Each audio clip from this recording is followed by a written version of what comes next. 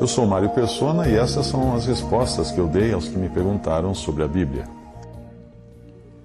Você escreveu preocupada porque todos os irmãos com os quais você congrega dizem que sentiram isso, sentem aquilo, têm visões, conseguem coisas que você nunca conseguiria e, no entanto, a sua vida cristã não tem qualquer coisa diferente, não tem nenhuma dessas pirotecnias.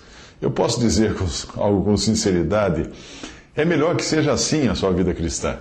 É bom encontrar cristãos normais de vez em quando. Tem tanta gente por aí que diz passear nas nuvens, caminhar nas nuvens, que quando eu encontro pessoas que não têm visões, não sentem a terra tremer e nem receberam uma revelação especial de Deus, aí eu me lembro das palavras do Senhor. Disse-lhe Jesus: porque me viste, Tomé, creste? Bem-aventurados os que não viram e creram. João 20, 29. Essa confusão toda em busca de sinais e maravilhas nada mais é do que a carne querendo ter algo de fantástico para poder contar depois para as pessoas, para poder se gabar. Aí muita gente acaba inventando e acreditando nas suas próprias invenções. Muita gente come uma feijoada antes de dormir, depois tem um sonho tremendo e acha que aquilo foi uma revelação. Existem conversões mais ou menos dramáticas, mas não é o grau de dramaticidade da conversão que vai dizer se uma conversão foi genuína ou não. O sinal do cristão é que ele ama o Senhor e abomina o pecado. Isso mostra uma pessoa convertida. Muito desse cristianismo que você vê por aí não passa de um caldeirão de emoções. Se você tirar a banda, tirar as luzes, tirar o gelo seco, tirar o teatro, tirar aquele pregador carismático, as danças e as profecias e as revelações bombásticas, se você tirar tudo isso, não vai sobrar muita coisa. Muita gente não vai nem aparecer mais porque não vai ter essas coisas para ver. Logo depois da minha conversão, eu fui convidado para um culto cristão onde aconteceu uma pane nos equipamentos, lá numa determinada igreja, uma denominação. Aí deu pane nos equipamentos eletrônicos e o culto praticamente parou, como se as pessoas dependessem de equipamentos eletrônicos para poderem adorar a Deus. O cristão se contenta com Cristo, e aí está a maravilha do Evangelho. Se você ficar olhando para si mesma, para os seus sentimentos, para os seus temores, serão os seus sentimentos e os seus temores que estarão desviando o seu olhar de Cristo. Serão coisas visíveis o seu foco. E o cristão, ele olha para o invisível, ele crê no invisível. Assim como cada pessoa tem uma impressão digital diferente no seu dedo, cada um também tem uma experiência pessoal diferente com Deus. Mas eu continuo insistindo que você está olhando para o lado errado. Não é para a experiência que deve olhar, não é a sua experiência que importa. É a pessoa de Cristo o mais importante. A fé não é baseada em coisas visíveis, em sentimentos ou experiências impactantes. A fé cristã é baseada na pessoa daquele que morreu na cruz por você. Quando um navio joga a âncora, o comandante não pode enxergar a âncora mais. Ela afundou. Mas ele sabe que ela está lá embaixo, segura, bem firme em alguma rocha no fundo do oceano.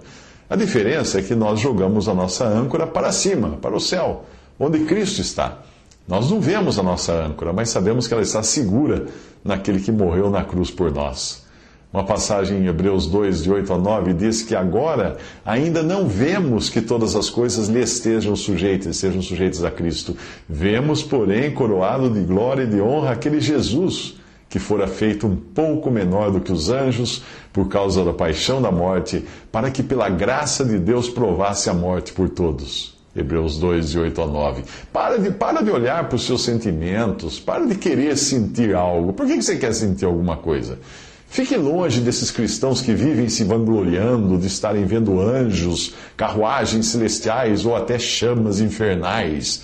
Fique longe desses que falam que foi para o inferno ou foi para o céu. Fique longe. Apegue-se à palavra de Deus e a Cristo. Muito do que você vê hoje no mundo evangélico é exatamente o que o catolicismo faz há séculos com esses seus cultos a santos milagrosos. Lembre-se de que sempre tem alguém que viu a Santa Fulana, a Nossa Senhora não sei das quantas, existem relíquias, histórias de êxtase, etc., no catolicismo romano. Esse neopentecostalismo simplesmente importou todas essas superstições com outros nomes e outras roupagens, mas é a mesma coisa. Tem muito cristão sincero por aí que se sente inferiorizado só porque não teve alguma experiência mística. Mas a nossa fé não é baseada em experiências místicas. Porque experiências místicas você consegue até com drogas, alucinógenos. A nossa certeza, a nossa fé está na certeza de que Cristo pagou os nossos pecados na cruz. Sobre essa cobrança das pessoas com as quais você se congrega, querendo saber se você experimentou algo dramático, eu sinto dizer que você está sendo mal instruída na verdade, que é Cristo e não nossos sentimentos. Pare de olhar para os seus sentimentos ou pare de querer sentir algo. Fique longe de cristãos que vivem se vangloriando de estarem enxergando anjos. Apegue-se à palavra de Deus, apegue-se a Cristo. Muito do que você vê no mundo evangélico hoje é exatamente aquilo que o catolicismo fez há séculos atrás. Sobre experimentar algo, eu sinto dizer que você está sendo, portanto, mal instruído. Agora, a outra questão que você tinha dúvida era o dízimo. Bem, o dízimo, a coisa funciona assim. No Antigo Testamento havia um templo em Jerusalém que era revestido de ouro, havia toda uma classe sacerdotal, havia uma população de levitas que precisavam ser sustentados. Tudo isso exigia muito dinheiro para manter, e Deus pediu dízimo de tudo que as pessoas tivessem. Hoje não existe mais um templo. O templo hoje é a igreja, no sentido de que todos os crentes, e individualmente o nosso corpo, são o templo do Espírito Santo. Não existe mais uma classe sacerdotal especial. Hoje todos os crentes, os cristãos, são sacerdócio santo para o Senhor. Não existe todo aquele aparato de instrumentos musicais, de utensílios, de sacrifícios de animais que eram custosos e eram necessários na adoração judaica. Então o dízimo tinha tudo a ver com aquilo, não com o que hoje o cristão faz. Mas o que acontece é que a maioria das denominações simplesmente segue um formato judaico para o seu culto a Deus. Então elas constroem templos, elas mantêm grandes estruturas hierárquicas, com pastores profissionais que recebem salário, precisam ser mantidos, precisa ter orquestra, precisa ter instrumentos, precisa ter roupa diferente para todo mundo. Tem um monte de coisa que exige dinheiro. Ora, nada mais conveniente do que importar, então, o dízimo do judaísmo para manter essa estrutura que é muito cara. Mas se você olhar na doutrina que foi dada à igreja, ela nada tem de judaísmo. A partir de Atos dos Apóstolos, você já não encontra mais o dízimo, você encontra ofertas voluntárias que são usadas para as necessidades dos santos, que são os irmãos, os próprios irmãos, que estão desempregados, aqueles que estão doentes, ou para hospedar também aqueles que viajam, ou recursos para aqueles que viajam pregando o evangelho, ou visitando irmãos. É para isso. É isso tudo que serve às coletas que são feitas entre os irmãos hoje, que não é dízimo.